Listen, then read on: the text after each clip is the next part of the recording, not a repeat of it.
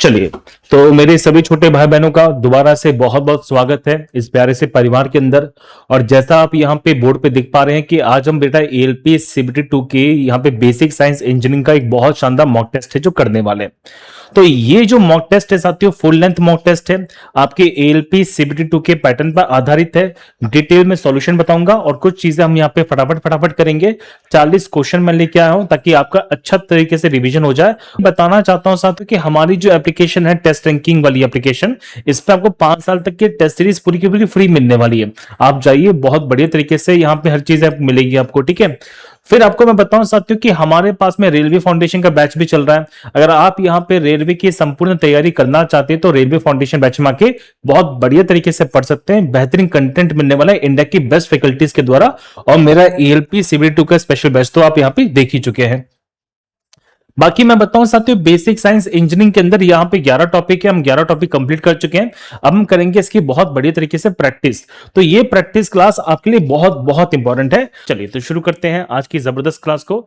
तो शुरू करें। देखिए, पहला क्वेश्चन दिया गया, बताना हमें यह है कि हमें निकालना है साथियों, दिए गए परिपथ में यहाँ पे करंट की वैल्यू क्या हो जाएगी, आई की वैल्यू क्या हो जाएगी। हमारे पास ये कंसेप्ट है जो दिया जा रहा है। देखो, आपको मैं बताना चाहता हूं साथियों कि इसमें हम यूज करेंगे एक लॉ जिसे बोलते हैं केसीएल। क्या बोलते हैं? केसीएल बोलते हैं, जिसको सिंपल सी भाषा में साथियों कहा जाता है किरचॉफ का करंट लॉ। क्या बोलते हैं? किरचॉफ का यहाँ पे करंट लॉ कहते हैं। अब आपके मन में क्वेश्चन बनेगा, सर किरचॉफ का करंट लॉ क्या होता है? इसका मतलब है साथियों, टोटल करंट जितना आएगा उतना टोटल करंट यहाँ पे जाएगा, ठीक है। आपको डायरेक्शन यहाँ पे पता करनी है। देखो, आप इस पॉइंट पे जरा समझना, इस वाले पॉइंट की बात करते हैं और हम इस वाले पॉइंट की बात करेंगे और फिर हमारे पास में ये वाला पॉइंट होगा। हमें टोटल यहाँ पे करंट की वैल्यू को निकालना है, ठीक है। देखो, तो मैं बताऊं साथियों, जितना टोटल करंट आता है वो टोटल करंट जाने के बराबर होता है। अब देखो, ये जो पॉइंट है, यहाँ पे तीनों के तीनों करंट अंदर की तरफ आ रहे हैं, मतलब 2 + 1 + 3। तो यहाँ पे टोटल साथियों कितना हो जाएगा? तो हमारे पास टोटल बनेगा यहाँ पे 6 एम्पियर, ठीक है। अब आप इस वाले पॉइंट पर देखो, इस वाले पॉइंट पे कुछ करंट अंदर की तरफ आ रहा है तो कुछ करंट यहाँ पे बाहर की तरफ जा रहा है। अब देखो, यहाँ पे 6 एम्पियर अंदर आ रहा है। देखो, 6 एम्पियर अंदर आ रहा है प्लस 5 एम्पियर देखो अंदर आ रहा है। यहाँ पे हम जब बात करेंगे, दो करंट बाहर जा रहे हैं, दो करंट बाहर जा रहे हैं। कितना करंट बाहर जा रहा है? 3 बाहर जा रहा है साथियों। और हम मान लेते हैं कि इसकी वैल्यू हमें दी जा रही है, ये है ना, कितना करंट बाहर जा रहा है, तो हमें ये निकाल लेंगे बहुत आसानी से। देखो, तो 6 5 11, 11 में से 3 जाएंगे तो हमारे पास बनेगा 8 एम्पियर। कितने बनेगा? 8 एम्पियर बनेगा। सिंपल सी बात है। अब आप मुझे ये बताओ कि ये कितना करंट है जो जाने वाला है। तो यहाँ पे करंट है साथियों हमारे पास में 8 एम्पियर। कितना है? 8 एम्पियर हो जाएगा। आप समझ गए छोटी सी बात को? बोलो हाँ या ना। देखो ध्यान से, हमारे पास में 8 एम्पियर हो जाएगा। अब हमें निकालना, देखो यहाँ पे है। अब आप लॉजिकली देखो, जरा समझना, बहुत प्यारी प्यारी बात है कि 8 एम्पियर देखो अंदर आ रहा है और 2 एम्पियर बाहर जा रहा है। तो करंट की वैल्यू कितनी हो जाएगी? तो करंट हो जाएगा साथियों 8 - के 2, है ना, सिंपल सी बात है। तो यहाँ पे इसकी वैल्यू बनेगी हमारे पास में 6 एम्पियर। कितनी बनेगी? 6 एम्पियर। तो 6 एम्पियर कहाँ पे दिया जा रहा है? तो 6 एम्पियर साथियों दिया जा रहा है ऑप्शन नंबर सी में। आप सिंपल सी भाषा में ये समझना कि आने वाले करंट की वैल्यू किसके बराबर होती है? जाने वाले करंट के बराबर होती है। तो ये किस पे काम करता है साथियों? किरचॉफ के करंट लॉ पे काम करता है, ठीक है। अच्छा क्वेश्चन था ये, बढ़िया क्वेश्चन था। समझ गए कैसे करोगे? चलो, दूसरा क्वेश्चन देखो, ध्यान से बोला गया कि हमें यहाँ पे भैया निकालना क्या है? टोटल रेजिस्टेंस निकालना है। देखो, रेजिस्टेंस ऐसे लगा हुआ है, जरा समझो। अब इसको करने का बहुत सिंपल सा तरीका है। देखो, ये हमारे पास पॉइंट ए है और यहाँ पे साथियों दिया गया है पॉइंट बी। मान लो कि ये हमारे पास में R1 है, ये हमारे पास में R2 है और यहाँ पे साथियों दिया गया है R3, है ना, ये दिया गया। अब आप ये कहेंगे कि R2 और जो R3 वो किस में है? तो हमारे पास में जो R2 है और जो R3 है, ये साथियों किस में हो जाएंगे? तो ये दिए गए हमें पैरेलल में, मतलब समानांतर में।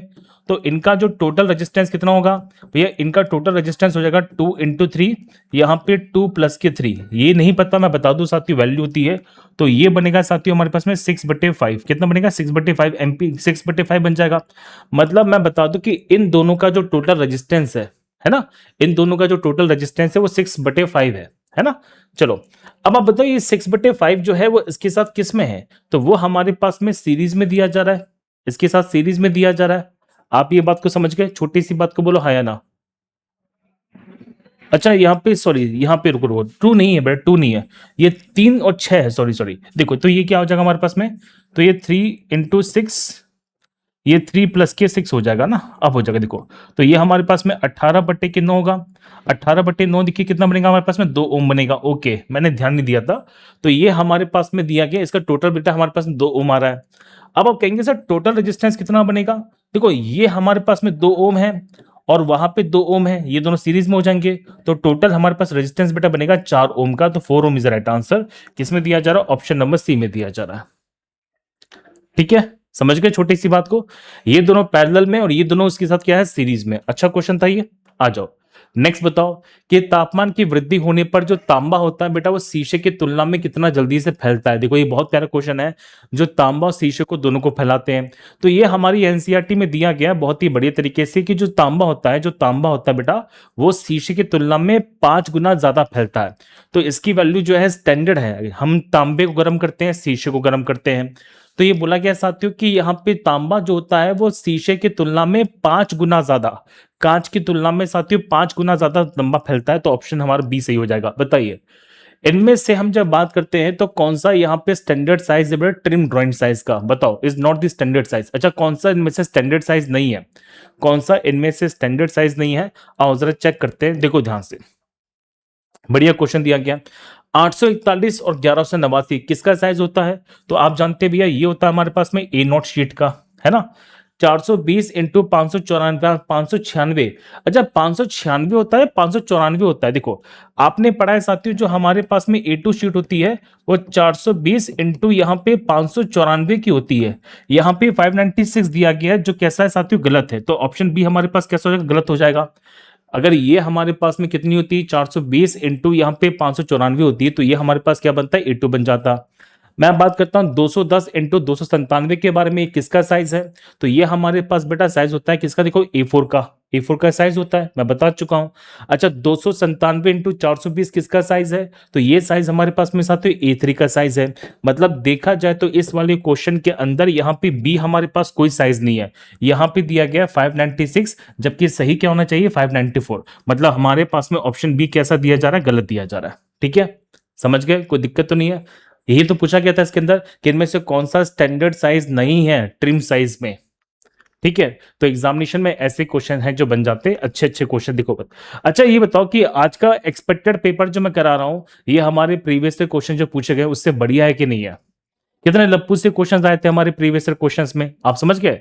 तो मैं आपको साथियों जो एक्सपेक्टेड पेपर कराऊंगा वो इसी लेवल से रहेंगे। अच्छे अच्छे क्वेश्चंस को डाला है जिसमें थोड़े बहुत कंसेप्ट आपको देखने को मिलेंगे। ठीक है, बताओ इनमें से कौन सा यहाँ पे फर्स्ट क्लास लीवर का एग्जाम्पल है? देखो फर्स्ट क्लास लीवर आपको मैं बता चुका हूं साथियों कि हमारे पास में 3 प्रकार के लीवर होते हैं, फर्स्ट क्लास, सेकंड क्लास और थर्ड क्लास। जिसमें फलक्रम बीच में होता है फर्स्ट क्लास होता है, जिसमें लोड बीच में होता है वो सेकंड क्लास होता है, और जिसमें इफर्ट बीच में होता है साथियों थर्ड क्लास होता है। तो ये फर्स्ट क्लास है, ये सेकंड क्लास है और थर्ड क्लास है। अब हमें निकालना क्या है, हमें निकालना है साथियों यहाँ पे फर्स्ट क्लास लीवर जिसमें फलक्रम बीच में हो। देखो अगर बर्फ के चिमटे की बात करते हैं तो बर्फ के चिमटे के अंदर साथियों यहाँ पे जो फलक्रम है यहाँ पे होगा। देखो इफर्ट कहाँ पे होता है साथियों, यहाँ पे लगता है, लोड यहाँ पे लगता है। तो यहाँ पे इफर्ट बीच में है, तो ये बर्फ का चिमटा किस में शामिल है? तो बर्फ का चिमटा बेटा हमारे पास शामिल है थर्ड क्लास लीवर में। पहिए के ठेले की बात करते हैं तो पहिए का जो ठेला है बताओ जल्दी से कैसा लीवर है हमारे पास में, बोलो बोलो बोलो। पहिए का थर्ड, इसमें देखो साथियों लोड बीच में होगा, लोड बीच में होगा, तो ये हमारे पास में सेकंड क्लास लीवर है। हम कैची की बात करते हैं, देखो कैची हमारे पास फर्स्ट क्लास लीवर होती है। क्यों, इसका रीजन समझो। कैची की जब मैं बात करूंगा तो कैची हमारे पास फर्स्ट क्लास लीवर है। नट क्रैकर की बात करते हैं, लोड बीच में होता है, लोड बीच में होता है साथियों, फलक्रम लास्ट में होता है, लोड बीच में होता है। तो ये हमारे पास में सेकंड क्लास लीवर हो जाता है। तो इसमें हमारे पास ऑप्शन क्या बनेगा, तो ऑप्शन बनेगा साथियों ऑप्शन नंबर सी, है ना। ऑप्शन सी इसका क्या है, बिल्कुल सत्य आंसर हो जाएगा। तो ये इसका सत्य आंसर है ऑप्शन सी। ठीक है, दूसरा नहीं है बेटा, पहिए के ठेला नहीं होगा। नहीं नहीं, पहिए का जो ठेला है उसमें लोड बीच में होता है। पहिए के ठेले में देखो बेटा लोड बीच में होता है। देखो पहिए का जो ठेला होता है ना, पहिए का ठेला, इसमें लोड बीच में होता है। तो कैंची की बात करते हैं, देखो कैंची में जो फलक्रम है वो कहां पर है, बीच में है। तो फलक्रम बीच में, तो किसका एग्जांपल है, फर्स्ट क्लास लीवर का एग्जांपल है। अच्छा क्वेश्चन देखिए बन जाता है। ठीक है, ये मैं बता चुका हूं बहुत ही बढ़िया तरीके से। आ जाओ कि कैसे तल को घुमाने पर एक शंकु बनता है। अगर हम देखिए बात करते हैं तल, मान लीजिए ये बेस है साथियों, देखो ये बेस है। अब इस बेस को हम कैसे घुमाएं कि हमें कोन बन जाए। अब ये बताओ, देखो ये हमारे पास क्या दिया जा रहा है, एक ट्रायंगुलर शेप है। देखो एक हमारे पास में ट्रायंगुलर शेप दिया जा रहा है। अगर इस ट्रायंगुलर शेप को मैं ऐसे घुमाना शुरू कर दूं तो इससे क्या बन जाएगा, कौन बन जाएगा?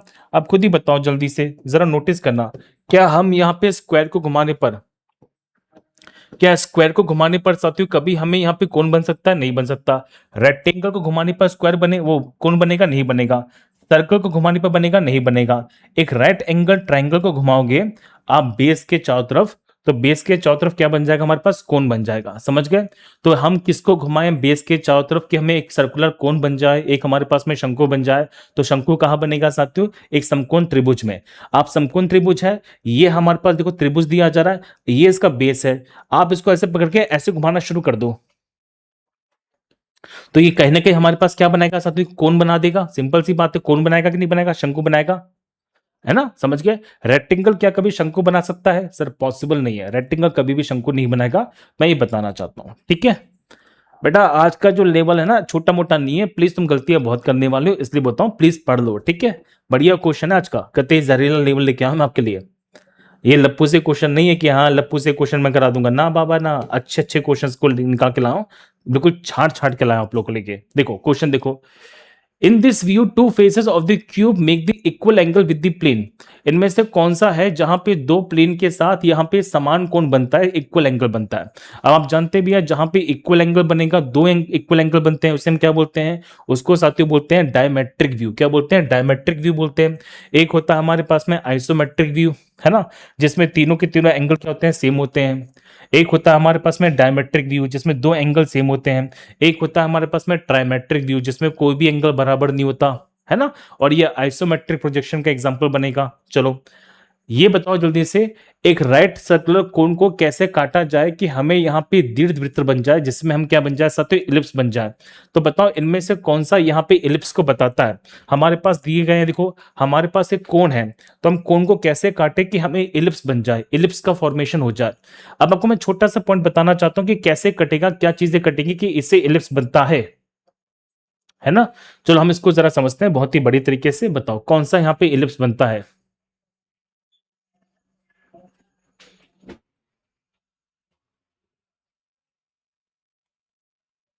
देखो आपको मैं छोटा सा पॉइंट बताना चाहता हूं। देखो इसमें ए काटने पर क्या बनेगा साथियों? तो ए काटने पे बनता है हमारे पास सर्कल, ठीक है। बी को काटेंगे तो बी को काटने पे साथियों क्या बनेगा? तो बी को काटने पे बनता है हमारे पास में इलिप्स। सी काटेगा तो क्या बनेगा? सी काटने पर साथियों बनेगा हमारे पास में पैराबोला। क्या बनेगा? पैराबोला बनेगा। और डी को काटने पर क्या बनेगा साथियों? तो डी को काटने पर बनेगा हमारे पास में हाइपरबोला। क्या बनेगा? हाइपरबोला बनेगा, ठीक है। तो ये छोटा सा पॉइंट है जो मैं बता रहा हूं, बहुत ही बढ़िया। तो इसमें हमारा ऑप्शन क्या बनेगा? तो option B is the right answer. हम जब बी को काटेंगे ना तो बी को काटने पर क्या बनेगा हमारे पास में? इलिप्स बनेगा। क्या बनेगा? इलिप्स बनेगा। देखो अगर मैं सर्कल की बात करता हूं तो सर्कल को बेटा हिंदी में क्या बोलते हैं? वृत्त बोलते हैं। इलिप्स को क्या कहा जाता है? तो इलिप्स को बेटा कहते हैं सिंपल सी भाषा में दीर्घवृत्ताकार। क्या बोलते हैं? दीर्घवृत्ताकार बोलते हैं, है ना, हमने पढ़ा हुआ है। इसे साथियों कहते हैं परवलय। क्या बोलते हैं? परवलयकार बोलते हैं। और हम जब बात करेंगे हाइपरबोला के बारे में, इसे हिंदी में कहा जाता है अति परवलय। क्या बोलते हैं? अति परवलय बोलते हैं, अति परवलयकार कहा जाता है हाइपरबोला को। अच्छा अगर आप लोगों ने थोड़ी बहुत भी मैथ्स पढ़ी होगी तो यहाँ पे एक शब्द होता है साथियों जिसे बोलते हैं इसेंट्रिसिटी, है ना, पढ़ा होगा आप लोगों ने। बोलो जल्दी से, आप लोगों ने पढ़ा है इसेंट्रिसिटी के बारे में? इसेंट्रिसिटी के बारे में क्वेश्चन देखिए बन जाता है। तो मैं आपको छोटा सा फैक्ट बताना चाहता हूं यहां पर कि जो सर्कल होती है तो सर्कल की साथियों इसेंट्रिसिटी होती है 0, ठीक है। अगर मैं इलिप्स की बात करता हूं तो इलिप्स की इसेंट्रिसिटी जो होती है वो 1 से कम होती है, ठीक है। अगर मैं पैराबोला की बात करूंगा तो पैराबोला की साथियों इसेंट्रिसिटी 1 के बराबर होती है। और हम जब बात करते हैं हाइपरबोला के बारे में तो हाइपरबोला की इसेंट्रिसिटी यहाँ पे 1 से ज्यादा होती है। मतलब कितना बेहतरीन क्वेश्चन था, मजा आया कि नहीं आया? सबके सब जल्दी से बताओ मुझे कमेंट के अंदर कि इस क्वेश्चन के अंदर बेटा मजा आया कि नहीं आया। बोलो हाँ या ना, कमेंट करो प्लीज कि आज के सेट में मजा आ रहा है कि नहीं आ रहा। ये मेरा स्पेशल सेट है। अगर ऐसा क्वेश्चन तुम्हारा बीएससी में पूछ लिया जाना तो बेटा बहुत से बच्चों को तोते निकल जाएंगे, समझ रहे हो। अगर बीएससी ने या एलपी सीबीटी 2 बनाने वाले ने अगर ये सेट पूछ लिया या जो मैं आने वाले सेट कराने वाला हूं वो पूछ लिए तो बच्चों के तोते निकलना शुरू हो जाएंगे।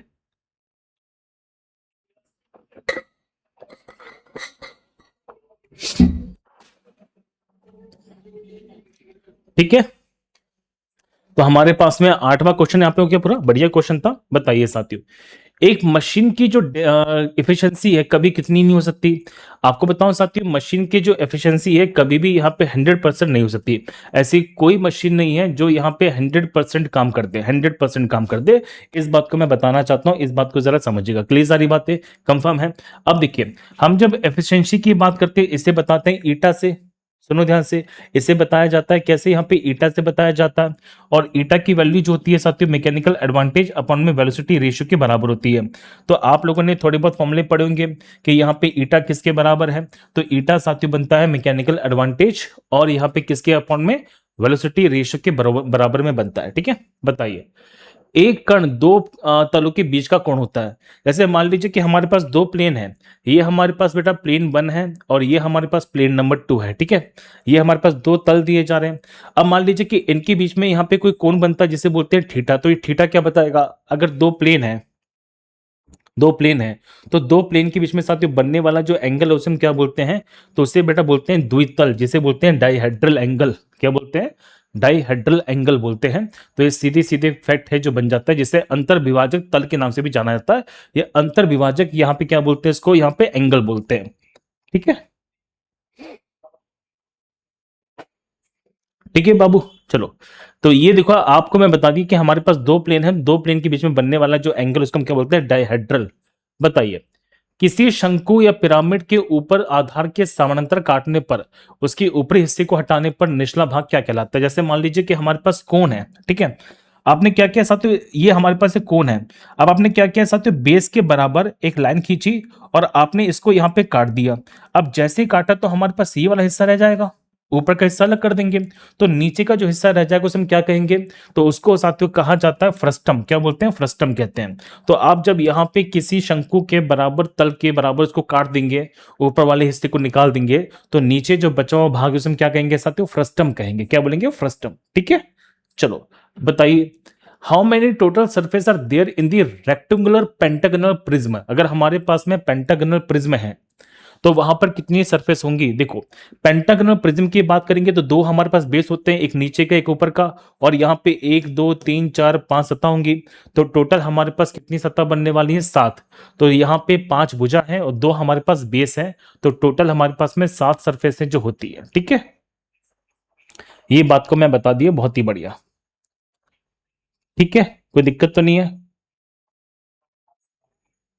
चलो, अब यहां पे देखो फॉर्मूला है याद करने का, बहुत इजी इजी हो जाता है। चलो नेक्स्ट क्वेश्चन बताइए कि 2:1 यहां पे किस तरह की स्केल होती है। देखो, अगर हम बात करते हैं बेटा आर एफ के बारे में, आर एफ का मतलब होता है साथियों हमारे पास में सिंपल सी भाषा में रिड्यूसिंग फैक्टर। देखो, ये जो आर एफ है, तो आर एफ को हम क्या बोलते हैं साथियों, रिड्यूसिंग फैक्टर बोलते हैं। क्या बोलते हैं, रिड्यूसिंग फैक्टर बोलते हैं।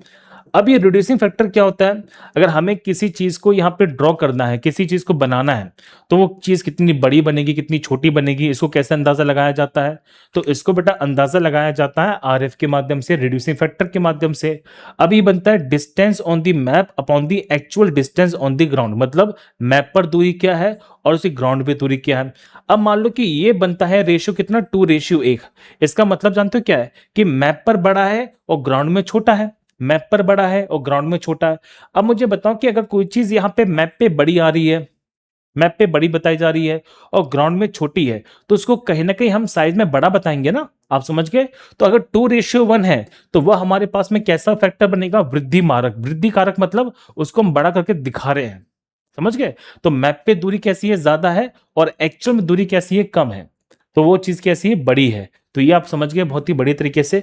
अब इसी से देखो मिलता जुलता क्वेश्चन है, बहुत प्यारा, देखो बहुत प्यारा क्वेश्चन करा रहा हूं। ये क्वेश्चन मैंने जानबूझ के लिया है ताकि आप इस बात को यहां पे समझ पाए। क्वेश्चन को देखो, बहुत प्यारा क्वेश्चन दिया गया, the R F of 2 centimetre to a metre F. ये बोला गया, देखो ध्यान से, हमें निकालना क्या है साथियों, हमें निकालना है आर एफ, किसके लिए, 2 सेंटीमीटर, और किसके लिए, यहाँ पे मीटर के लिए, हमें इसको निकालना है। ये तो निकालना है, 2 सेंटीमीटर और मीटर के लिए निकालना है ना। तो आर एफ क्या हो जाएगा बेटा, 2 सेंटीमीटर पर मीटर हो जाएगा। अब सबसे पहले क्या करना पड़ेगा, हमें इनको मैच करना पड़ेगा। अब इन काम करते हैं, सेंटीमीटर को मीटर में करते हैं, मीटर को सेंटीमीटर में कन्वर्ट करते हैं। देखो, तो हमारे पास दिया जा रहा है 2 सेंटीमीटर, और मीटर को कन्वर्ट कर देंगे कितने में, देखो 100 सेंटीमीटर में। सिंपल सी बात है, सेंटीमीटर से सेंटीमीटर कैंसिल, तो ये बनेगा साथियों 1/50, 1/50 बना है। 1/50 बना है। अब आप देखो ध्यान से कि अगर हम बात करते हैं आर एफ की वैल्यू हमारे पास में 1/50 है ना, 1/50 है, तो मैप पर उसकी दूरी 1 है, जबकि ग्राउंड पे दूरी कितनी है साथियों, तो ग्राउंड पे दूरी हमारे पास में 50 है। तो हमने क्या किया साथियों, 50 को 1 से शो कर दिया है। इसका मतलब है कि इसमें साइज बड़ा है या साइज कम कर दिया, हमने साइज कम कर दिया, तो इसमें आर एफ की वैल्यू कितनी होगी हमारे पास में, 1/50 हो गई। समझ गए कैसे करेंगे, बहुत ही बढ़िया तरीके से। आओ बताओ जल्दी से, ब्यूरो ऑफ इंडियन स्टैंडर्ड के अनुसार B1 जो ड्राइंग बोर्ड होता है उसका साइज क्या होता है। देखो B1 जो सबसे बड़ा साइज होता है, जिसको हम एंटीक्वेरियन बोलते हैं, क्या बोलते हैं, एंटीक्वेरियन बोलते हैं, सॉरी B1 को नहीं बोलते, हाँ B1 को क्या बोलते हैं, सॉरी, इसे डबल एलिफेंट कहा जाता है B1 को। इसका साइज बनता है 1000 × 700 × 25, 1000 × 700 × 25, तो ये हमारे पास साइज बनेगा। ठीक है, इसे क्या बोलते हैं, डबल एलिफेंट के नाम से भी जानते हैं। देखो ये लिखा हुआ है, तो हमारे पास देखो जहां पे साइज बनेंगे, तो एक साइज है जिसे बोलते हैं B0, एक साइज हमारे पास B1 है, हमारे पास B2 है और हमारे पास B3 है। आपको जो चीज यहाँ पे समझनी है वो है इनका नाम। देखो नाम बहुत इंपॉर्टेंट है। तो सबसे बड़ा होता है साथ में B0, इसे बोलते हैं एंटीक्वेरियन। ठीक है, फिर बनता है B1 जिसे बोलते हैं डबल एलिफेंट, फिर बनता है हमारे पास B2 जिसे बोलते हैं एम्पीरियल, और लास्ट में साथियों बनता है हमारे पास B3 जिसे बोलते हैं हाफ एम्पीरियल। तो ये नाम है हमारे लिए इंपॉर्टेंट। ठीक है, चलो बताइए साथियों, वह कौन सा कोण है जो दोनों सेट स्क्वायर का उपयोग करके नहीं बनाया जा सकता। देखो आपको मैं छोटा सा पॉइंट बताना चाहता हूं। देखो हम जब सेट स्क्वायर की बात करते हैं साथियों, तो ये हमेशा किस में बनता है, तो ये हमेशा साथियों बनता है मल्टीपल ऑफ 15 में। मतलब आप जब भी यहाँ पे कोई एंगल बनाएंगे, तो वो एंगल साथियों कितना होगा बेटा, 15 का गुणा होना चाहिए, तो मल्टीपल ऑफ 15 डिग्री होता है। मतलब हमेशा यहाँ पे 15 डिग्री के मल्टीपल में ही एंगल बन पाएगा, 15 डिग्री के मल्टीपल में ही एंगल बना पाएंगे। अब आप बताओ इसका आंसर यहाँ पे क्या हो जाएगा, इजी क्वेश्चन है।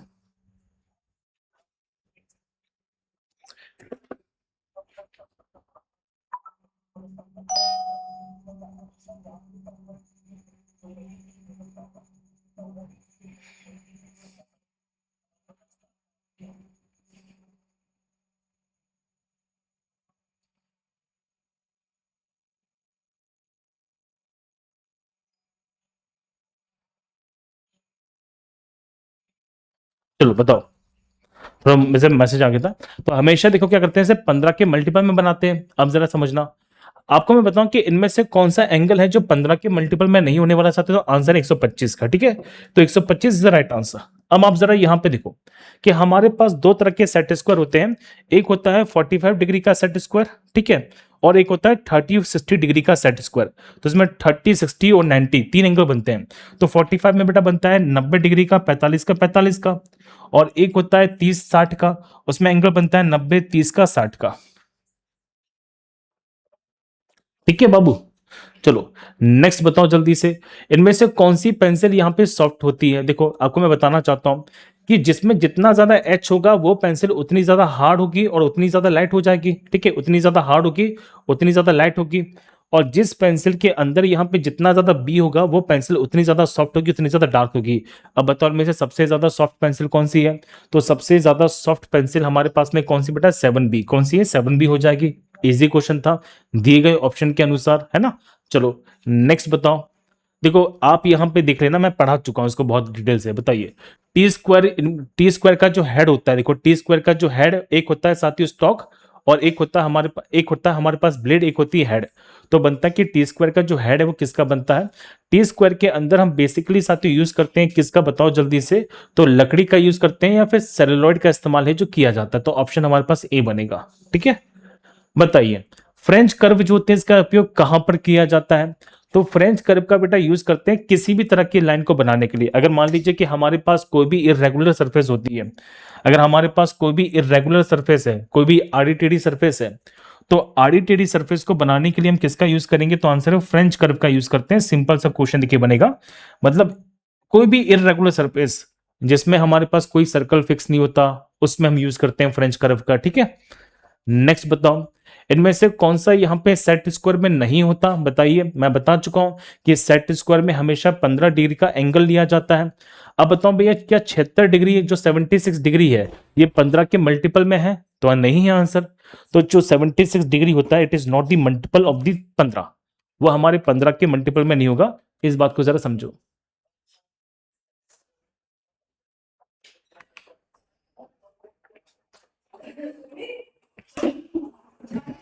ठीक है, तो वो 15 के मल्टीपल में नहीं होता, तो इसका आंसर हमारे पास ए हो जाएगा। बताइए, इनमें से किस पेपर पर बनी ड्राइंग को हम ब्लूप्रिंट कहते हैं? देखो, ब्लूप्रिंट का मतलब होता है जहां पे चीजों का नक्शा लिया जाता है। एक ऐसा पेपर होता है जिसमें जल्दी से चीजें खराब नहीं होती, प्रिंट खराब नहीं होता ना।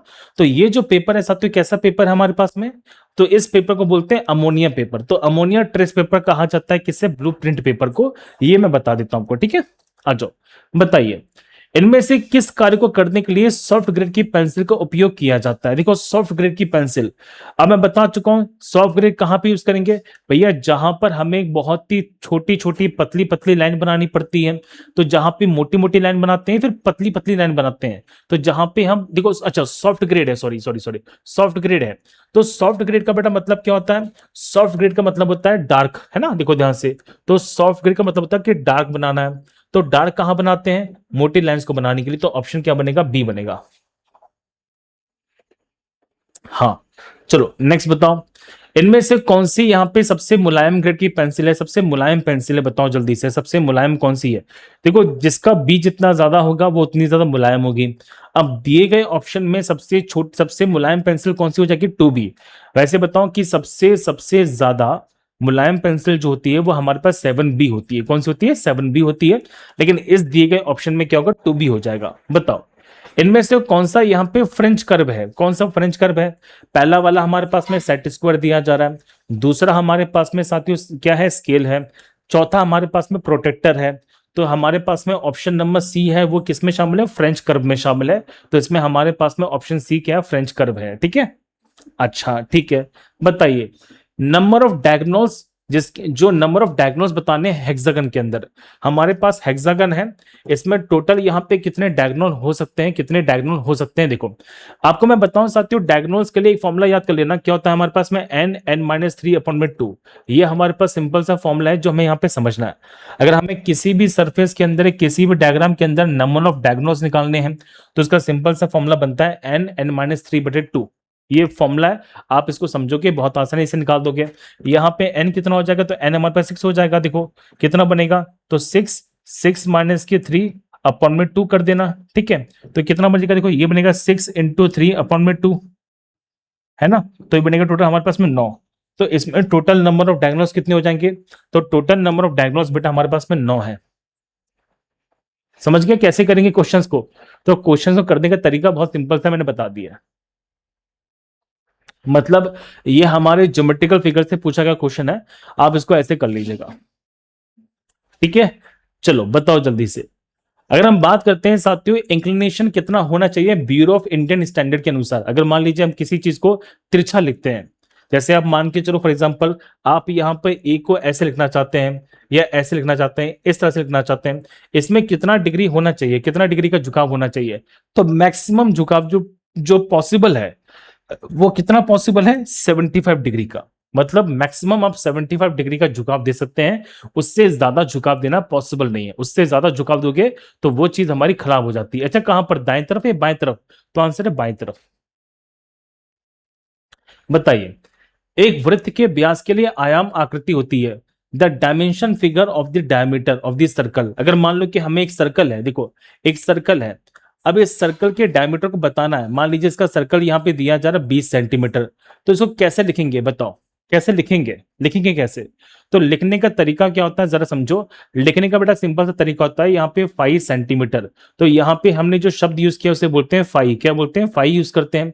और ये कहाँ लगता है बेटा? ये लगता है पहले या बाद में? तो ये लगता है पहले। ठीक है, तो हम यहाँ पे फाई शब्द का इस्तेमाल करते हैं किसको बताने के लिए? तो आंसर है डायमीटर को बताने के लिए फाई का इस्तेमाल है जो करते हैं। जैसे मान लो कि हम इसे कैसे लिखेंगे, तो लिखने का तरीका क्या होगा? इसका जो डायमेंशन हो जाएगा वो हमारे पास कितना बनेगा साथियों? वो बनेगा 5 यहाँ पे 20। कितना बनेगा? 520 बनेगा। समझ गए? तो 27 का आंसर क्या बनेगा? तो 27 का आंसर बनेगा ऑप्शन नंबर ए। समझ गए? कोई दिक्कत तो नहीं है? समझ आ गई सारी की सारी बातें? चलो इस वाले क्वेश्चन को बताओ। प्यारा क्वेश्चन है, प्यारा क्वेश्चन है, गलती मत करना। मैं आपको सारी की सारी बातें बताना चाहता हूं। देखो हमें क्या दिया जा रहा है साथियों? द रिलेशन निकालना है बिटवीन द रेजिस्टेंस कंडक्टिविटी। देखो किस चीज पे निकालना है, सुनो ध्यान से। हमें निकालना है साथियों रिलेशन किसमें, रेजिस्टेंस में, कंडक्टिविटी में, लेंथ में और एरिया ऑफ क्रॉस सेक्शन में, किन में से क्या हमारे पास में सही रिलेशन है जो होता है, हमें ये बताना है। देखो आपको पता है साथियों रेजिस्टेंस की वैल्यू क्या बनती है, हमने पढ़ा है फॉर्मूला, हमने फॉर्मूला पढ़ा हुआ है ना, मैं ऐसा मानता हूं कि हम सबने पढ़ा है। देखो कि रेजिस्टेंस बनता है हमारे पास में रो एल बटे ए, हमने ये फॉर्मूला पढ़ा हुआ है, बोलो जल्दी से हाँ या ना। ठीक है, अच्छा जिसमें रो क्या होती है, रेजिस्टिविटी होती है। अब क्योंकि यहाँ पे रेजिस्टिविटी दिया गया, क्या दिया, कंडक्टिविटी दिया गया। आपको मैं बताना चाहता हूं साथियों कंडक्टिविटी जो होती है, देखो यहाँ पे आपको मैं बताऊं साथियों, कंडक्टिविटी जो होती है वो होती है 1/रो, क्या होती है, 1/रो होती है। ये आप सिंपल सी भाषा में कह सकते हैं कि रो की जो वैल्यू होती है ये 1/कंडक्टिविटी के बराबर होती है ना। तो आपको बताओ कि यहाँ पे जो सिग्मा दिया गया है वो क्या हमारे पास में कंडक्टिविटी है, तो मैं रो को क्या लिख सकता हूँ, 1/कंडक्टिविटी भी लिख सकता हूँ। ठीक है, अब जरा समझना हो क्या जाएगा, मैंने कर दिया आर इक्वल टू यहाँ पे कर दिया साथियों देखो 1/सिग्मा, ठीक है, एल बटे ए, ठीक है ये कर दिया। तो अब इन दोनों को एक कर दो और इसको यहाँ पे ट्रांसफर कर दो, तो हमारे पास वैल्यू क्या बनेगी कि आर सिग्मा ए किसके बराबर होगा साथियों, लेंथ के बराबर होगा। ये किसमें दिया जा रहा है, तो ये हमें दिया जा रहा है देखो ऑप्शन नंबर बी में, तो ऑप्शन बी हमारे क्या हो, बिल्कुल सही हो जाएगा। अच्छा एक चीज बताओ सबके सब बेटा मुझे कमेंट के अंदर, मजा आ रहा कि नहीं आ रहा। देखो सोचो कि मैं आपको बेसिक भी बता रहा हूं, आपको अच्छे क्वेश्चंस की प्रैक्टिस भी करा रहा हूं ताकि आपका मैक्सिमम रिवीजन हो सके। अभी धीरे धीरे हमारा लेवल बढ़ता जाएगा, अभी तो ये मेरा एक्सपेक्टेड पहला मॉक टेस्ट है, ऐसे आपको मैं 5-6 मॉक टेस्ट और कराने वाला हूं। तो सोचो धीरे धीरे कितना हाई लेवल है जो जाने वाला है ना मॉक टेस्ट के अंदर भी। तो इसलिए बोल रहा था कि प्लीज आप पढ़ो, बहुत बढ़िया तरीके से चीजें हैं पढ़ाऊंगा मैं आपको। समझ गए, ये वाला जो क्वेश्चन है, ये जो क्वेश्चन है ये बहुत बच्चे गलत कर देंगे क्योंकि बहुत से बच्चों को ये जो कॉन्सेप्ट नहीं पता है, क्या नहीं पता कि रेजिस्टिविटी की जो वैल्यू होती है साथियों ये 1/कंडक्टिविटी होती है। ठीक है,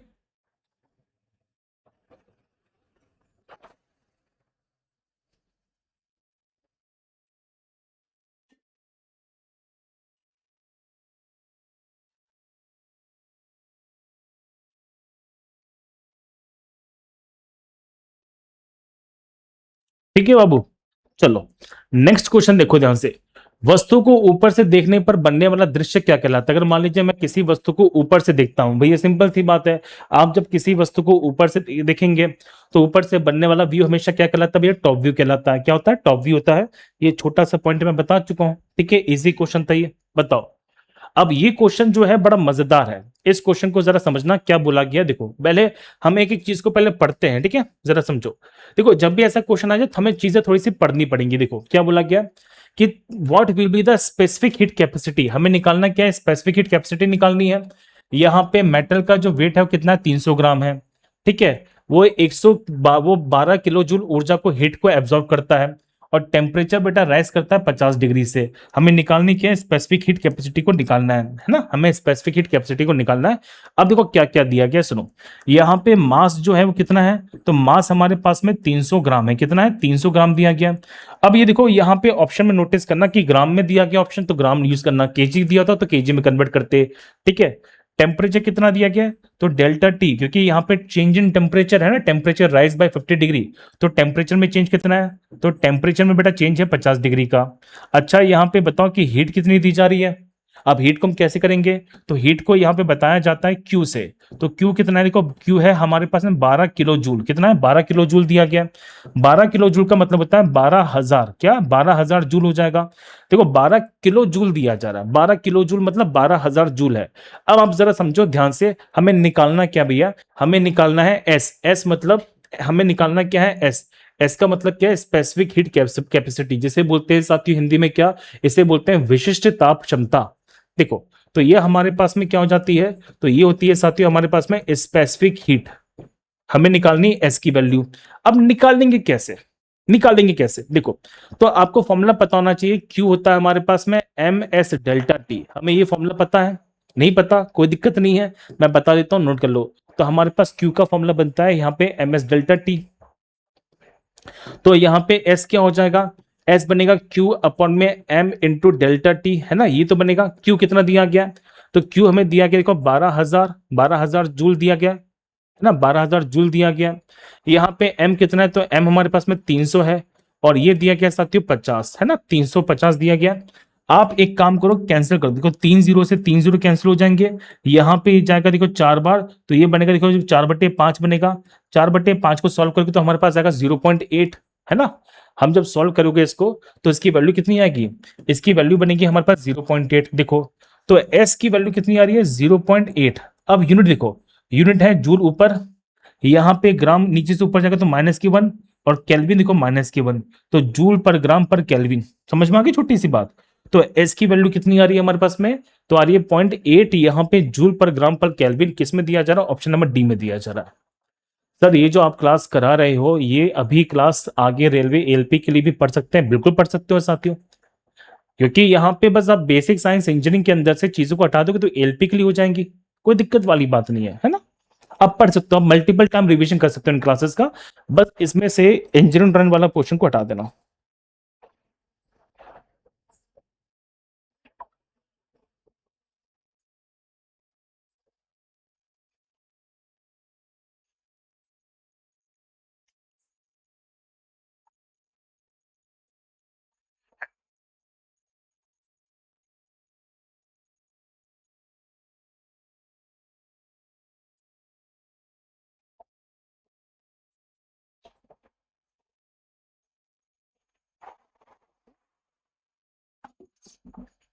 ठीक है, चलो नेक्स्ट देखो ध्यान से। अच्छा ये हमारे पास में क्या दिया जा रहा है इनका, अच्छा ये हमारे पास में कोई, इसको छोड़ सकते हैं, कोई दिक्कत नहीं है, अभी छोड़ दो, ये मैंने करा दिया आपको। बताओ हमारे पास कितनी तरह की आग होती है बेटा, तो हमारे पास टोटल यहाँ पे 4 तरह की आग होती है। कितनी होती है, 4 तरह की आग होती है, ABCD।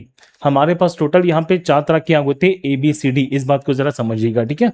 बताओ BIS का मतलब क्या है, तो BIS एक संगठन है साथियों जो भारत के अंदर मापदंड को मापता है ना, उसे बोलते हैं ब्यूरो ऑफ इंडियन स्टैंडर्ड। क्या बोलते हैं, ब्यूरो ऑफ इंडियन स्टैंडर्ड निकालते हैं। तो इसका मतलब क्या हो जाएगा साथियों, इसका मतलब बनेगा साथियों ब्यूरो ऑफ इंडियन स्टैंडर्ड्स किस में दिया जा रहा है हमारे पास में, ऑप्शन नंबर ए में दिया जा रहा है।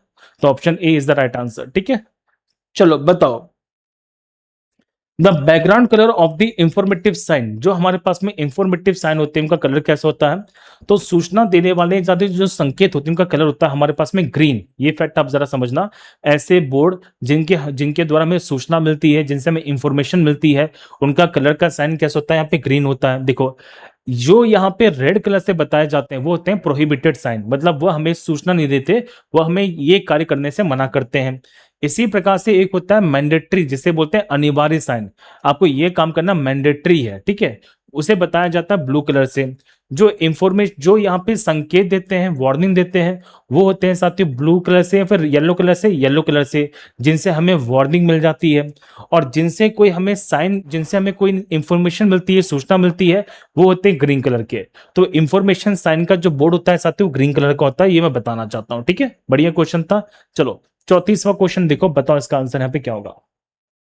इजी क्वेश्चन में से क्या, आओ देखो, एक एक बॉल है साथियों जिसको मैंने वर्टिकली ऊपर फेंका, समझते चलना ध्यान से। एक बॉल को हमने ऊपर फेंका, कितनी स्पीड से, 30 मीटर पर सेकंड से। हमें निकालना है साथियों उसका विस्थापन 4 सेकंड के बाद में। देखो आपने बॉल को क्या किया, एक गति दी है, ऊपर की तरफ गति दी है, ठीक है। तो हमारे पास में यू कितना है, तो यू हमारे पास दिया गया 30 मीटर पर सेकेंड, ठीक है। आप यहाँ पे जी कितना लोगे, तो जी होगा साथियों हमारे पास माइनस में 10 मीटर पर सेकेंड स्क्वायर। बेटा सर माइनस में क्यों, क्योंकि बॉल कहाँ जा रही है, बॉल हमारे पास देखो ऊपर जा रही है, कहां जा रही है, ऊपर जा रही है, ऊपर जा रही है। तो इसमें क्या लेंगे, माइनस में लेंगे, ठीक है। समय कितना है, तो समय दिया गया हमें यहाँ पे कितना, बताओ जल्दी से, 4 सेकेंड। हमें निकालनी क्या है, हमें निकालनी है एस, ये हमें निकालनी है हाइट, हमें हाइट निकालनी है। अब देखो सिंपल सी बात को जरा समझना, हम लोगों ने फॉर्मूला पढ़ा है कि H इक्वल टू होता है साथियों यूटी प्लस 1/2 हमारे पास में GT स्क्वायर। हम लोगों ने इस वाले फॉर्मूले का पढ़ा होगा, नहीं पढ़ा तो अब पढ़ लो, क्योंकि हमारे पास वर्टिकल मोशन हो रहा है। हमें निकालनी क्या, देखो हाइट है, तो हाइट का फॉर्मूला क्या बनेगा, यू कितना है, देखो यू है 40 इंटू समय दिया है 3। अब मैंने बता चुका हूं क्योंकि ऊपर की तरफ जा रहे हैं, तो ऊपर की तरफ जाने पर क्या होगा बताओ जल्दी से, ऊपर की तरफ जाने पर यहाँ पे जी की वैल्यू पॉजिटिव होती है, जी की वैल्यू नेगेटिव होती है, तो जी की वैल्यू नेगेटिव होती है, तो यहाँ पे माइनस के 1/2 हो जाएगा, है ना।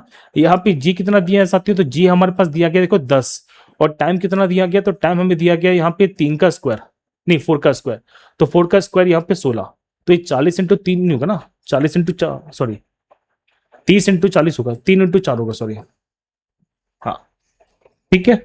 चलो सर आईटी लिटरेसी करा देते। बेटा मैं बता चुका हूं कि आईटी लिटरेसी अभी नहीं कराऊंगा मैं आपका, आईटी लिटरेसी कराऊंगा एग्जाम से जस्ट पहले। आप बार बार कमेंट मत किया करो, इसका मतलब जानते हो क्या है? इसका मतलब है कि तुम लोग क्लास देखते नहीं हो।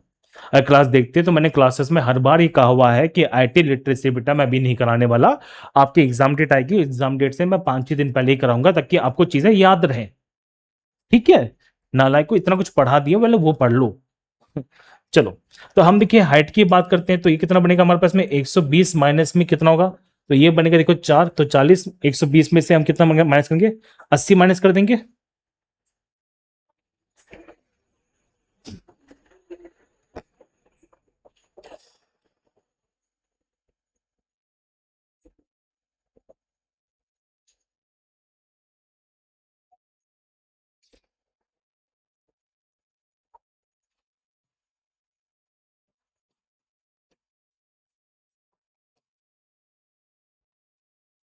हम्म, तो हाइट की बेटा देखिए वैल्यू आ रही है कितनी है हमारे पास? 40 मीटर।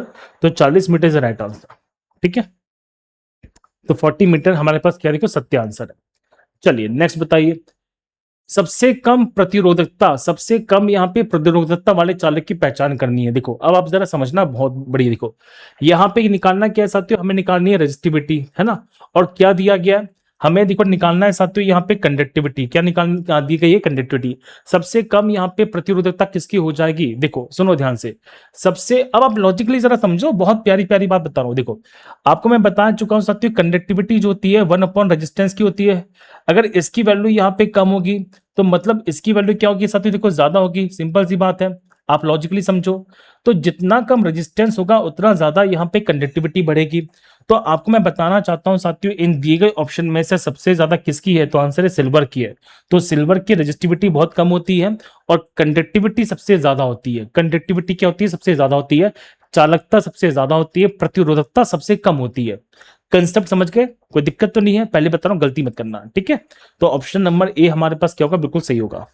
बताइए। अच्छा ये क्वेश्चन जो है बहुत इजी है, आप सबके सब कर सकते हैं। पहले क्वेश्चन को जरा समझने का प्रयास करना। क्या बोला गया? हमारे पास दो चिल्ड्रन है, देखो ध्यान से क्या बोला गया, सुनो। हमारे पास दो बालक हैं, एक का वेट है 40 kg और दूसरे का वेट है 15 kg। और ये बैठे कहाँ पे? सीसॉ पे। सीसॉ मतलब ये एक झूला होता है उस पर बैठे हैं। कितने डिस्टेंस पर? 1 मीटर पर और 1.2 मीटर पर फ्रॉम दी फलक्रम। मतलब इनकी डिस्टेंस कितनी है? तो एक की डिस्टेंस हमारे पास 1 मीटर की है और एक की डिस्टेंस हमारे पास 1.2 मीटर की है। तो बताओ साथियों, एक बच्चे का वजन mkg है, वो बैठा है डिस्टेंस पर 1.2 मीटर पर। तो बताओ कितना उस पर इक्विलिब्रियम हो जाएगा? कितना इक्विलिब्रियम है जो हो जाएगा? हमसे पूछा गया इजी क्वेश्चन में से एक। देखो अब ये क्वेश्चन जो करोगे, आपको मैं एक छोटा सा क्वेश्चन देता हूं, सुनो। ये क्वेश्चन मैं आपके लिए होमवर्क में देख के जा रहा हूं, ठीक है? ये क्वेश्चन आपको मैं होमवर्क में देख के जा रहा हूं। आपको मैं छोटा सा कॉन्सेप्ट यहां पे बताता हूं। देखो इसमें छोटा सा कॉन्सेप्ट क्या है, आपको सिर्फ और सिर्फ यहां पे बेटा मूवमेंट को बैलेंस करना है। क्या करना है? मूवमेंट को बैलेंस करना है। अगर हम बात करेंगे तो इस वाले क्वेश्चन में सिर्फ और सिर्फ हमें क्या करना पड़ेगा? आघूर्ण को बैलेंस करना पड़ेगा। आप मूवमेंट को बैलेंस करोगे तो हमारा आंसर यहाँ पे आ जाएगा। ठीक है, इजी क्वेश्चन है, बस आप थोड़ा सा दिमाग लगाना, कर पाते हो ठीक है, नहीं तो इसको मैं नेक्स्ट क्लास में करा दूंगा।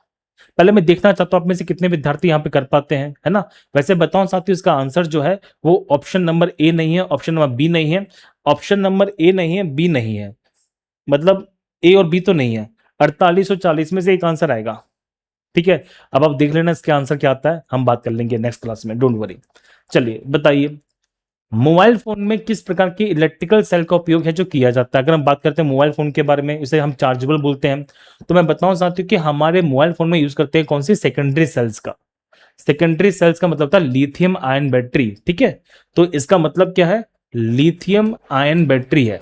तो हम इसका यूज है जो करते हैं, जो बार बार कैसे होती है? चार्ज होती है, रिचार्जेबल होती है। बोल्ट्जमैन कांस्टेंट याद कर लो, पहले बता रहा हूं, सुनो ध्यान से। स्टीफन बोल्ट्जमैन कांस्टेंट की वैल्यू होती है हमारे पास में 5.67 इंटू 10⁻⁸। यहां पे W अपॉन मीटर स्क्वायर पर केल्विन का 4 की पावर। ठीक है, तो ये बोल्ट्जमैन कांस्टेंट की वैल्यू है। ये सीधी सीधी क्वेश्चन देखिए बन जाता है। ड्राइंग शीट के अंदर लंबाई और चौड़ाई का रेशियो क्या होता है? तो मैं बताऊं, फिक्स रेशियो है कितना? 1:√2। हम जब ए सीरीज की बात करते हैं, ए सीरीज मतलब जिसका हम यूज सबसे ज्यादा करते हैं, जिस पेपर का यूज सबसे ज्यादा किया जाता है ए सीरीज में, लंबाई और चौड़ाई का जो रेशियो है वो कितना हमारे पास में 1:√2 होगा, फिक्स होगा। ठीक है, कोई दिक्कत नहीं है। चलिए बताइए साथियों, जब 1 लीटर जल को 4 डिग्री से 0 डिग्री तक ठंडा किया जाता है तो इसका आयतन क्या होगा। अब आपको मैं छोटा सा पॉइंट देखो बताता हूं, बहुत बढ़िया। देखो आपको मैं बताना चाहता हूं साथियों, जो वॉल्यूम, देखो सुनो सुनो सुनो, बहुत प्यारी बात देखो, डेंसिटी होती है साथियों क्या, मास अपॉन वॉल्यूम। ठीक है, अब यहाँ पे डेंसिटी और वॉल्यूम की हम बात करेंगे तो डेंसिटी और वॉल्यूम यहाँ पे एक दूसरे के क्या होता है बेटा, इनवर्सली प्रोपोर्शनल होता है। यहाँ पे दो डायग्राम दिए जा रहे हैं, हमसे देखो पूछा क्या है, हमसे पूछा क्या है, वॉल्यूम। देखो यहाँ पे डेंसिटी जो है साथियों कैसी है, मैक्सिमम होती है 4 डिग्री पर, मतलब डेंसिटी क्या है साथियों, मैक्सिमम है 4 डिग्री पर। अब आप देखो, आप यहाँ पे 4 डिग्री से नीचे आ रहे हैं, 4 डिग्री से नीचे आ रहे हैं मतलब ठंडा कर रहे हैं। जब ठंडा कर रहे हैं, ठंडा करते समय क्या होगा, देखो तो ठंडा करते समय साथियों डेंसिटी कम हो रही है, डेंसिटी कम होगी, डेंसिटी यहाँ पे कम होगी, इसका मतलब क्या है कि वॉल्यूम बढ़ेगा, सिंपल सी बात है। डेंसिटी कम होगी तो वॉल्यूम बढ़ेगा, इसका मतलब है हमारे पास में option number C is right answer. मतलब आप जब यहाँ पे 4 डिग्री से 0 डिग्री पर जाओगे, 4 डिग्री से 0 डिग्री पर जाओगे, 4 डिग्री से 0 डिग्री पर जाओगे तो इस वाले क्वेश्चन के अंदर देखो डेंसिटी यहां पे कम हो रही है, डेंसिटी कम हो रही है तो वॉल्यूम हमारा बढ़ेगा, क्योंकि क्यों बढ़ेगा भैया, डेंसिटी और वॉल्यूम एक दूसरे के इनवर्सली प्रोपोर्शनल होते हैं। तो इसमें हमारे पास में ऑप्शन नंबर सी क्या होगा, बिल्कुल सत्य होगा। ठीक है, चलो बताओ जल्दी से, जो प्लायर्स होते हैं, प्लायर्स मतलब प्लास, ये किसका एग्जाम्पल है। देखो इसमें साथियों फलक्रम कहां पर आएगा, बीच में आएगा, इसमें फलक्रम कहां पर है, बीच में है, बोलो हाँ जल्दी से। ठीक है, फलक्रम कहां पे देखो साथियों, बीच में दिया जा रहा है। जब फलक्रम बीच में है तो ये हमारे पास किस तरह का लीवर बनेगा साथियों, तो ये बनेगा हमारे पास में फर्स्ट क्लास का लीवर। तो option number D is right answer.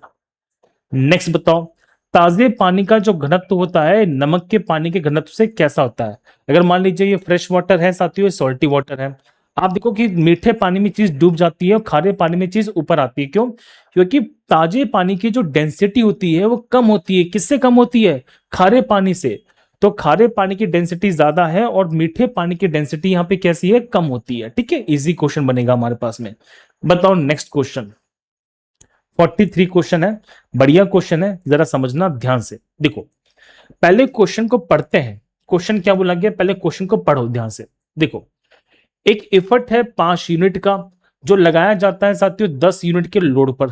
ठीक है, यहां पे डिस्टेंस जो है साथियों इफर्ट की लोड की वो कितनी है, तो इफर्ट की डिस्टेंस यहाँ पे 50 मीटर 50 है और इसकी यहाँ पे लोड की कितनी है, 20 यूनिट है। हमें निकालनी क्या है, इफिशिएंसी निकालनी है, इफिशिएंसी निकालनी है।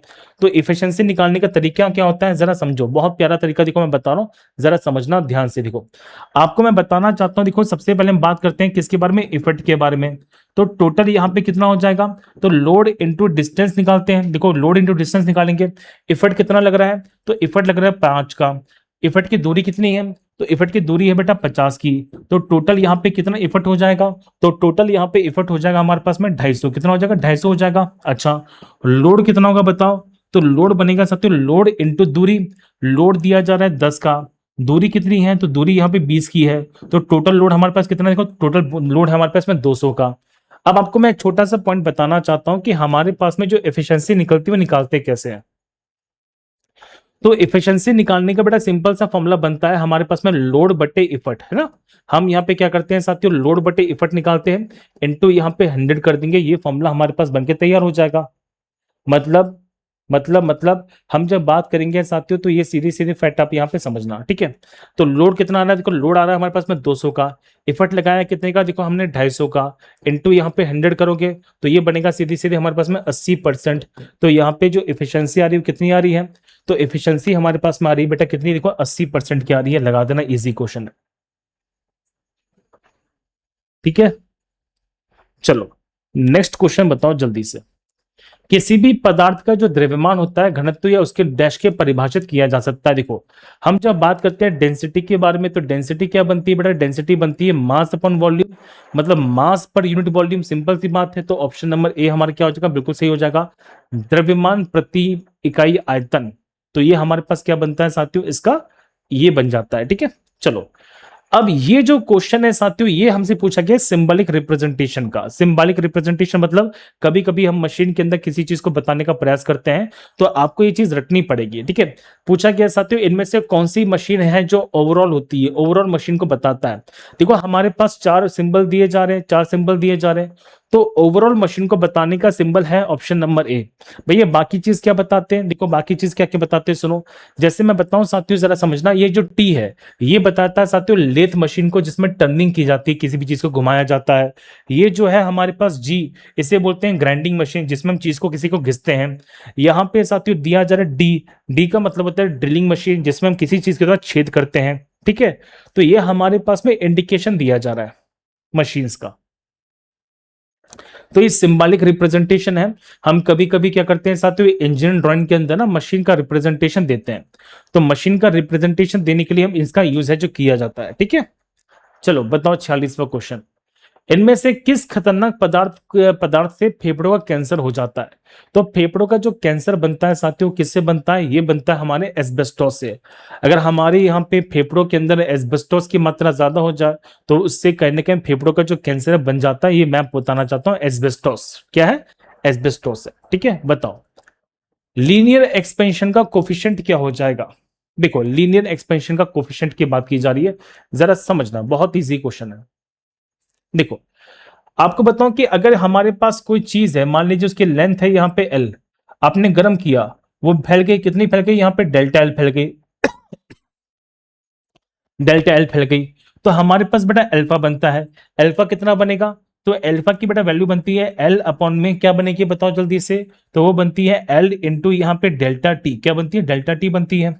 सुनो अब लॉजिकली जरा समझना, लेंथ किस में होगी, क्यों मीटर में होगी, यहाँ पे डेल्टा एल मतलब क्या मीटर में होगा, एल किस में, मीटर में, और ये होता है बेटा डिग्री सेंटीग्रेड में, मीटर से मीटर कैंसिल हो जाएगा, तो ये बनेगा साथियों डिग्री सेंटीग्रेड माइनस की पावर 1। सिंपल सी बात है। तो आपको मैं बताना चाहता हूं कि अल्फा की जो वैल्यू है कितनी बनेगी, तो अल्फा की बेटा वैल्यू बनती है डिग्री सेंटीग्रेड माइनस के 1, ठीक है। चलो 47 के बाद 48वां क्वेश्चन बताओ कि what is that machine known as the machine of capable working in the opposite direction. जब उस पे से फोर्स को हटा दिया जाता है, अगर मान लीजिए कि हम फोर्स हटा देते हैं, तो मशीन यहाँ पे अपोजिट दिशा में भी काम करने की क्षमता रखती है, उस मशीन को क्या बोलते हैं। तो ऐसी मशीन जो जो बल हटाने के बावजूद उल्टी दिशा में कार्य कर सकती है, उल्टी दिशा में कार्य कर सकती है, ऐसी मशीन को हम क्या बोलते हैं साथियों, रिवर्सिबल मशीन बोलते हैं। और रिवर्सिबल मशीन के अंदर यहाँ पे जो इफिशियंसी होती है वो 50% से ज्यादा होती है ना। सिंपल सी बात को जरा समझिएगा। चलो बताओ इनमें से कौन सा यहाँ पे डायमेंशन को सही तरीके से बताया जाता है, कौन सा यहाँ पे सही तरीका है डायमेंशन को बताने का।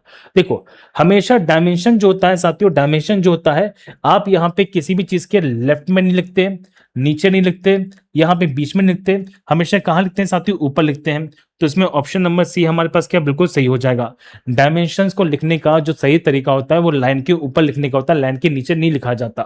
इस बात को जरा समझो कि हम जो भी यहाँ पे चीज लिखते हैं वो हमेशा इंजीनियरिंग ड्राइंग में साथियों लाइन के ऊपर लिखा जाता है, लाइन के नीचे नहीं लिखते, ना लेफ्ट में ना राइट में, ना ऊपर लिखते, नीचे नहीं लिखते। बताइए दो वस्तुओं में ताप का जो डिफरेंस है वो कितना है बेटा, 25 डिग्री का है। तो बताओ फ़ारेनहाइट में यहाँ पे कितना पैमाना होगा। अब देखो बहुत इजी बात को जरा समझना, अब इस क्वेश्चन को लॉजिकली समझो। लॉजिकली क्या, देखो हमने पढ़ा है साथियों कि सी माइनस के 0 अपॉन में 32 है ना, ये किसके बराबर होता है, सॉरी सी माइनस के 0, अरे यार देखो सी माइनस के 0 अपॉन में 100, ये किसके बराबर होता है साथियों, एफ माइनस के 32 अपॉन में 180 के बराबर होता है। आप इसे क्या पढ़ते हैं, आप पढ़ते हैं बेटा सी माइनस में 0/5, ये किसके बराबर है, एफ माइनस में 32 अपॉन यहाँ पे 180 के बराबर है, सॉरी 9 के बराबर है। अब कॉन्सेप्ट को समझना, देखो मैं कॉन्सेप्ट बताता हूँ, बहुत प्यारा कॉन्सेप्ट इसमें। क्या बोला गया साथियों क्वेश्चन के अंदर, देखो आया कैसे कि there is a temperature of 25 degree, difference of 25 degree, मतलब ये कहा गया साथियों कि सी माइनस का 0, देखो सुना सुना, देखो क्या बोला गया कि सी माइनस के 0 को हमने डेल्टा सी मान लिया है, और एफ माइनस के 32 को हमने मान लिया डेल्टा एफ। अब डेल्टा सी की वैल्यू कितनी दी गई है, तो डेल्टा सी की वैल्यू दी गई 25 डिग्री। देखो तो यहां पे हम जब बात करते हैं क्या बन जाएगा, डेल्टा सी अपॉन में 5, ये किसके बराबर है, डेल्टा एफ अपॉन में यहाँ पे 9 के बराबर है, सिंपल सी बात है। अब डेल्टा सी कितना है, तो डेल्टा सी दिया गया देखो 25 डिग्री, नीचे 5 हो जाएगा, हमें निकालना क्या है, डेल्टा एफ अपॉन में 9 हो जाएगा, ये कैंसिल करोगे देखो 5 से जाएगा, तो डेल्टा एफ की वैल्यू कितनी आएगी, ये आएगी साथियों 45 डिग्री, सिंपल सी बात है लॉजिकली। तो डेल्टा एफ यहाँ पे कितना आ जाएगा, तो डेल्टा एफ आएगा हमारे पास में 45 डिग्री। चलो, तो ये था हमारे यहाँ पे आज के 50 क्वेश्चंस। मैंने आपको बेसिक साइंस इंजीनियरिंग में साथियों हमारा जो मॉक टेस्ट था उसमें 50 क्वेश्चंस मैंने कराया। अब बताओ सबके सब जल्दी से मुझे कमेंट के अंदर कि आज आपको यहाँ पे मजा आया कि नहीं आया, समझ गए, मजा आया कि नहीं आया। देखो इसी तरह के और भी बहुत सारे मॉक टेस्ट है मैं जो कराने वाला हूँ, धीरे धीरे लेवल बढ़ाते रहूंगा। आप समझो कि मेरे पास बहुत सारे कंसेप्ट है पढ़ाने के लिए। आपको मैंने पहले बता दिए थे कि हमारे कितने लप्पू से क्वेश्चन पूछे गए और बहुत इजी इजी क्वेश्चंस पूछे गए थे। आज आपको मैंने मिक्स क्वेश्चंस की प्रैक्टिस कराई, इसी तरह से आपको मैं मॉक टेस्ट की प्रैक्टिस यहाँ पे कराता रहूंगा बढ़िया बढ़िया तरीके से। और ये बात आपको मैंने बता दी साथियों कि हमारे पास में रेलवे फाउंडेशन का बैच भी चल रहा है। अगर आप यहाँ पे रेलवे की संपूर्ण तैयारी करना चाहते हैं तो रेलवे फाउंडेशन बैच में आके बहुत बढ़िया तरीके से पढ़ सकते हैं। बेहतरीन कंटेंट मिलने वाला है इंडिया की बेस्ट फैकल्टीज के द्वारा, और मेरा ELP CBT2 का स्पेशल बैच तो आप यहाँ पे देख ही चुके हैं।